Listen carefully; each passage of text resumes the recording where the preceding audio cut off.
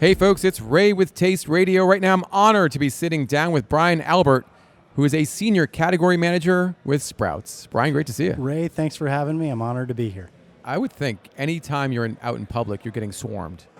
Not anytime I'm out in public. Well, I mean, if you're at a beverage/food trade show, convention, whatever you want to call it, I mean, you're the guy that people want to meet. I feel very fortunate to be in the role that I am. I get to meet a lot of great people and taste a lot of great products. Some of them have opportunities. How about that? I like the way you put that. You know, I got to tell you, I have a ton of respect for Sprouts because we work with and interact with a lot of early stage founders and a lot of emerging brands. And I feel like Sprouts has become that retailer where brands can get national presence, attention, awareness, sales. How have you thought about incorporating emerging brands into your stores? And has that strategy evolved or changed in recent years? Because it just definitely feels like Sprouts has become that major national retailer where we're seeing a lot more early stage brands than we had in the past. Well, I think for us, we have a true passion for innovation and wanting to find those great brands that are new. And Sprouts we started as a farmer's market, right? And so bringing those new items that you can only find there, but then in today's day and age, getting brands into our stores to bring to our customers. It's really a point of difference for us, and I think our customers love it.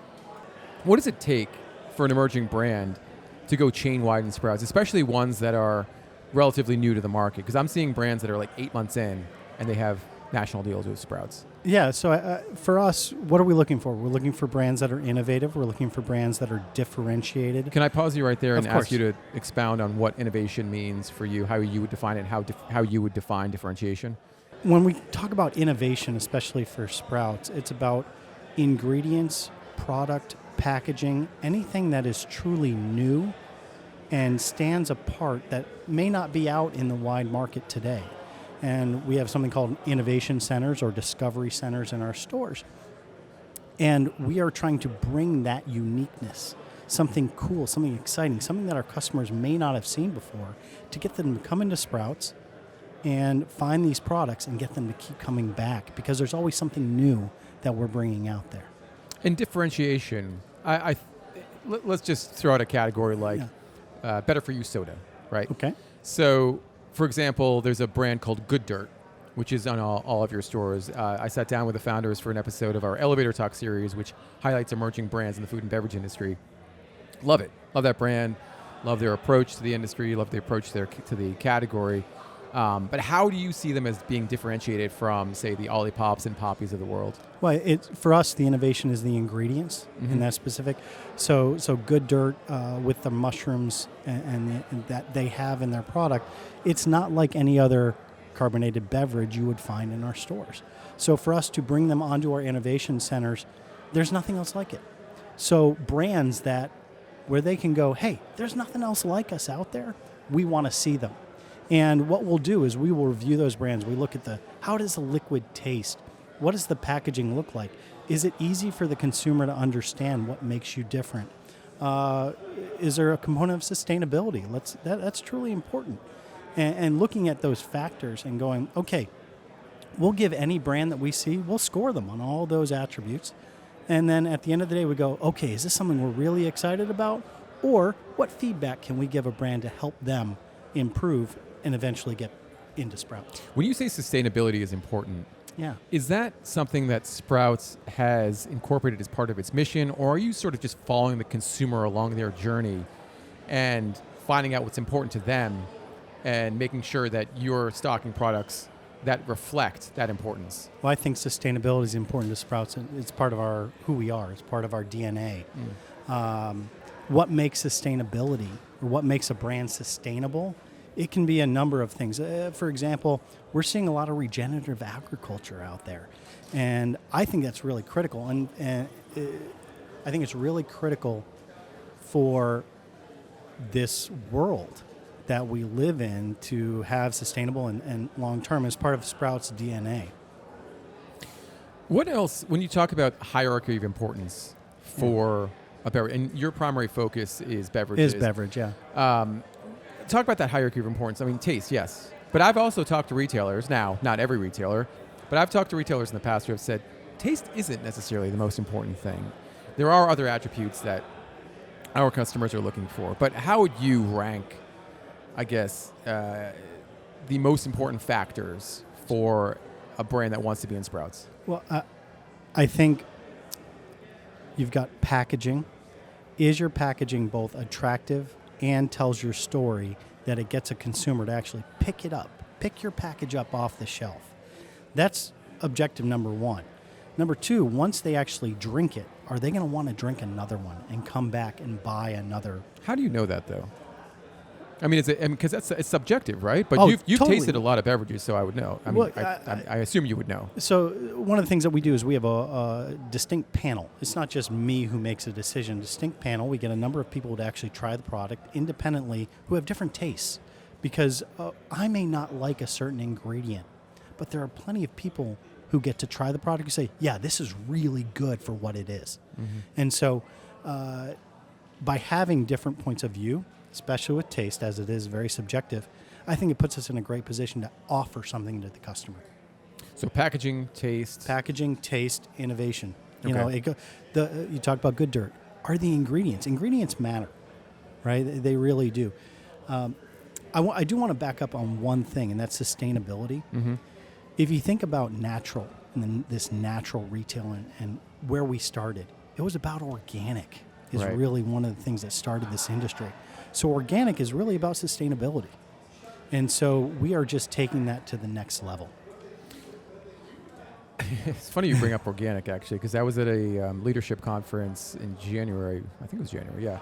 And there was a representative from Spins there, and they were talking about what consumers want, what's important to them as it relates to natural foods and beverages. And I was shocked that organic was actually at the bottom of the list. Sustainability was pretty high up. Functionality was kind of high up, obviously taste. But organic became one of the least important factors for consumers as it relates to natural foods and beverages. I think it's a table stake at this point. Right, I think consumers automatically assume when they go into a natural retailer that, it's automatically going to be good for the earth. Okay. Or it's possible, and I haven't read that specific study that you're referring to, but I think it's a table stake. That's why people come in. Oh, I already know it's going to have something like organic or natural or sustainable as part of it. Mm-hmm. That's why I come to Sprouts. So I'm not looking for that because I know it's already here. Let me find something else that's appealing to me. You know, we're here at a beverage conference, the Beverage Forum, and you just were on a panel evaluating brands in a it was called a ones to watch lightning pitch, and each brand that presented had 30 seconds. 30 seconds. That's not a lot of time. It is lightning. Yeah, it's literally lightning fast. To go through and say, here's what we stand for, here's why we're different. Oh, by the way, go downstairs and try it. But you know, I actually like the 30-second pitch because it actually resembles real life, right? I mean, if you're at an Expo West, and I'm sure you're getting swarmed, and someone's like, I've got 30 seconds. Can I have 30 seconds of your time, Brian? You're okay, I have 30 seconds. How do they wow you in 30 seconds? And I know you're going to say, well, okay, they've got great taste, innovation, sustainability, all these things. But I mean, what's the X factor for you? I will tell you that it's not about those 30 seconds for me. It is about, I like to think like a consumer. You're not going to have a sales pitch. You're not going to be able to tell your story with the spoken word to that consumer when they are at the shelf. So what I like to do is, let me see your actual package. Can I read it? Does it tell me what you stand for and give me a reason to want to pick it up and want to drink it, in this case for a beverage? The 30-second pitch, it's exciting, tells me what they stand for, it can get my attention, but I want to see more and I actually want to take it away and actually try it on my own. Okay. So I think that's what customers do. So I would think maybe you're going to follow up with some of these folks that presented on stage. Oh, everyone that presented on stage, I'm actually going to go down and actually try their products, take a look at it, say, okay, in my own scorecard in my mind, I'm going to look at the packaging, I'm going to look at the drink, I'm going to look at how is it different from what I know is currently in our stores, and I'm going to score them. When someone has that extra meeting with you, when someone has the meeting beyond the first initial pitch, what should they be including in that meeting? What are some of the things you're like, I wish you hadn't said that? what's most important for these brands, you are getting a platform. You are getting an opportunity in Sprouts. Tell me what makes you different. Tell me how are you going to achieve not only success today, but success in 4 months from now. What are you doing in this remarkable digital channel that's just exploded in terms of what's going on to actually drive consumers to your brand and to Sprouts to try it? Love seeing that. What's going to bring incremental value to Sprouts? What's going to drive store traffic into Sprouts? That's important, and that's part of why we have the innovation centers, because it is appealing. It is why customers come into our stores. Or a reason why. The innovation centers you're talking about, they're very specific parts of the store is what you're saying. Yes, it is a centralized island, so to speak, of products that are new, unique, different, fresh finds, those kinds of things. Right there that a consumer can walk right up to and peruse the entire table, whether it's 4 feet or 8 feet all the way around, all sides have product on them that we are bringing to them for them to try. Is it in all 400 stores or 400 plus stores? Just about all of them. What's the lead time to get into the innovation center? Well, sometimes we can act so quickly. It's about anywhere from 6 weeks to 3-4 months. And how long do brands stay on as part of the center? Usually 60 to 90 days. Okay. So it's a good opportunity for consumers to discover them. And how do they stay in Sprout stores beyond that? They perform. They perform. Yeah. I don't know if you can share any specific metrics in terms of sales volume or velocity that would get you to say this needs to be in all of our stores all the time. Well, it's category specific, and one of the things that we look at is really what's the units per store per week, per variety.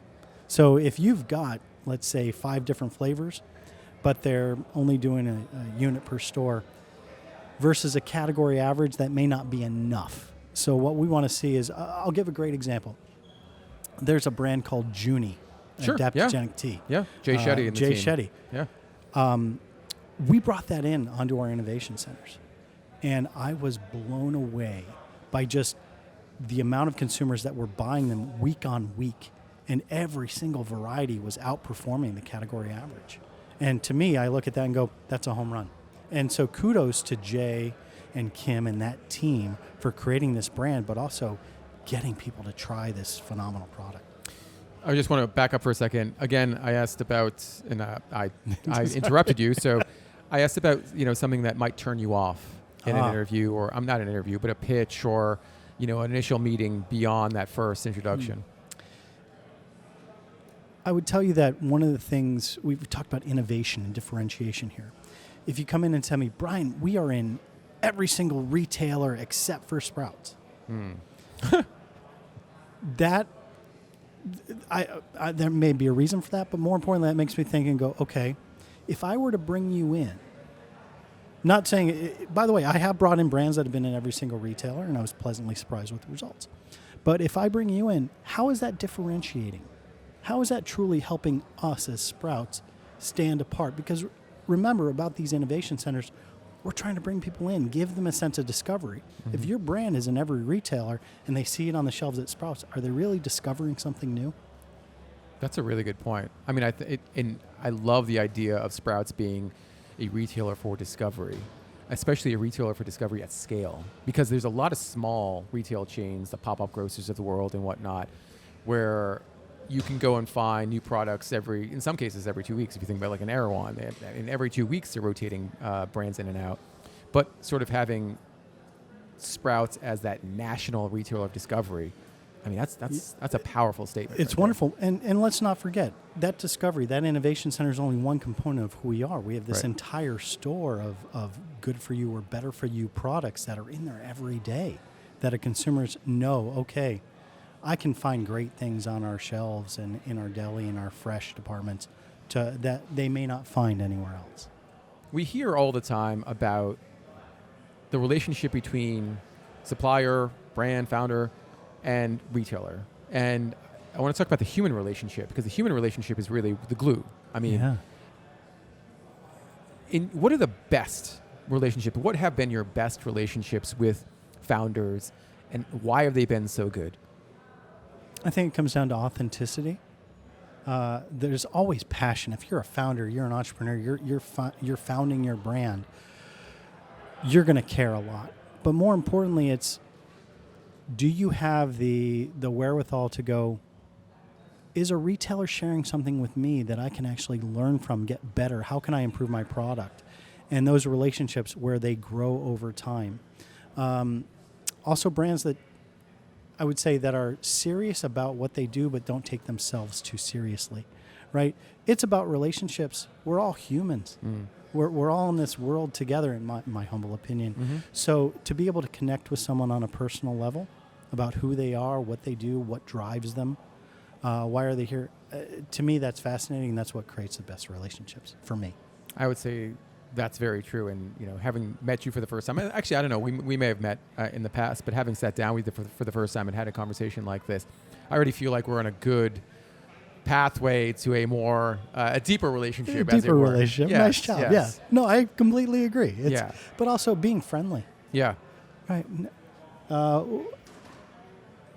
No, go ahead, please. No, I'm just thinking about the opportunity to sit here at this show and listen, and the people from Happy Coffee were on stage earlier, including and Robert Downey Jr. Robert Downey who's one of the Jr. founders, Just and to hear them speak, and one of the things they said is, happiness is a byproduct of doing good. Okay, so in general, about being good, being nice to each other, to me that matters. If you're going to name your brand Happy, I mean, Brian, thank you so much for taking the time. This has been awesome. Thank you. I appreciate you.